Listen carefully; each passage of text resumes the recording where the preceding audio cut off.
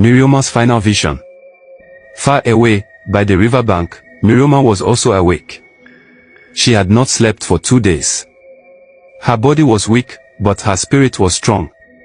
She knelt before her small shrine made of clay and feathers and spoke to the spirits. "Show me what will happen tonight," she whispered. The water in her clay bowl turned dark. Images appeared, a whale flying into the forest, witches chanting, blood flowing in the palace, fire burning huts, women crying. Miriama screamed. The attack will come before the sun rises. She picked up her walking stick and ran into the night. The palace under attack. It happened just before dawn. A thick fog covered the land. The sky turned grey. Animals cried loudly. Dogs barked and ran in circles. Then the gates of the kingdom burst open. Warriors from the north came rushing in, men with painted faces, holding poisoned arrows and knives made of bone. They climbed walls like ants. They burned houses. They killed guards. The people screamed and ran in confusion. Prince Obinna wore his armor and came out with his sword. He shouted, "To arms! Defend our land!" But his warriors were confused. The protective charms on the gates had failed. The spirit guards had disappeared. And standing on the palace rooftop was a whale, laughing.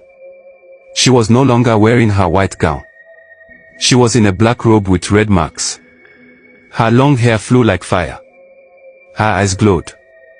"You fools," she said. "You trusted a goddess, but I am death." She raised her hands, and lightning struck the ground. The palace walls cracked. Tonight, Umuaku dies. Miriama faces the witch. Just then, Miriama arrived. She stood at the center of the palace, barefoot and brave. She raised her stick and shouted, "A whale. Your evil ends tonight." Everyone turned to look. Some were shocked. Others laughed. But a whale stopped laughing.